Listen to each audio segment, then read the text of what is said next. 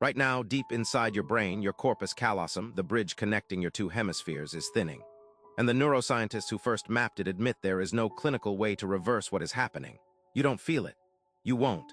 But the effects are already shaping your decisions, your memory, and your ability to hold a clear thought under pressure. We'll get to the one rule that interrupts it, but first you need to understand what exactly is being lost. Most people assume the two halves of the brain work together automatically. They don't. Your brain is two processors running parallel operating systems, constantly negotiating through a single narrow corridor. That corridor is your corpus callosum, roughly 200 million nerve fibers packed into a structure no wider than your thumb.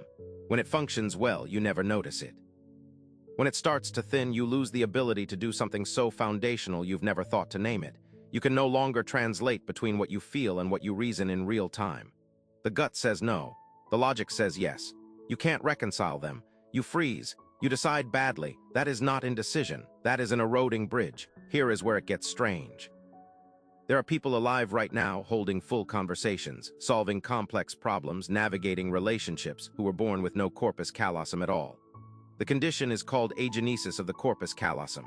Zero fibers, no bridge connecting the hemispheres, and in most cases from the outside you would never know. Their IQ tests normal. Their language tests normal. Their daily functioning appears completely intact. Neuroscientists have studied this for decades and cannot fully explain how. The brain, when it has no other choice, builds workarounds.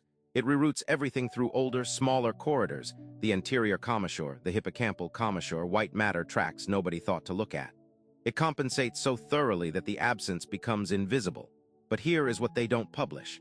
The compensation carries a hidden cost that no standard neurological exam catches. People born without the corpus callosum struggle with one specific thing, integrating emotion and language simultaneously. They can feel something deeply and articulate it precisely, just not at the same time. The two processes run on separate tracks and never fully merge.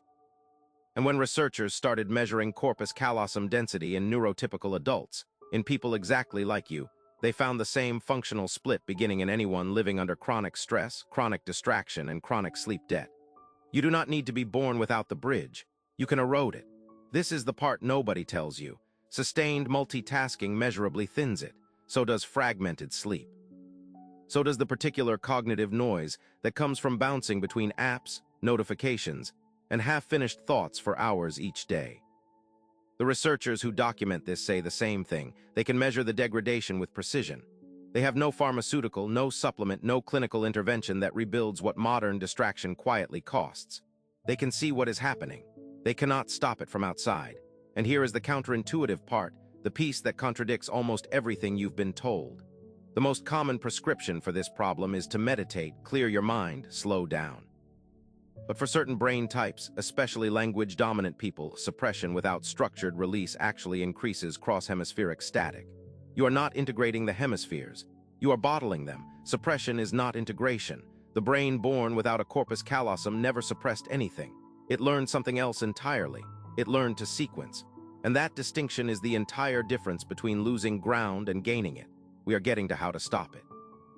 High performers who have been studied on this don't try to run both hemispheres at once. They don't multitask and call it flow. They sequence their cognition deliberately, one mode at a time, run to completion before switching. They call it different things: deep work, blocking, single mode. But the underlying mechanism is the same. They are manually doing what a healthy corpus callosum does automatically. They are running one hemisphere, letting it finish, then handing off. No overlap. No simultaneous processing, serial execution. This works because it removes the integration demand from the corpus callosum entirely. The bridge stops carrying traffic it cannot sustain. The hemispheres stop competing for the same moment.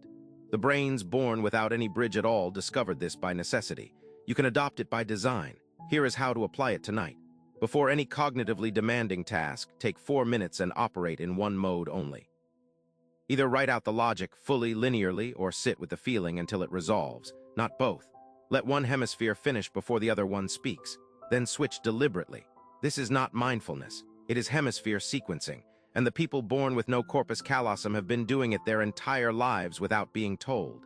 But there is something the brain imaging also revealed, something the researchers did not expect to find in those same subjects. A region that overdevelops when the corpus callosum is absent. a structure that compensates so completely it begins to exceed normal function. And there is evidence it is activating in your brain right now without your awareness. That is the next structure, and what it is quietly doing is darker than this.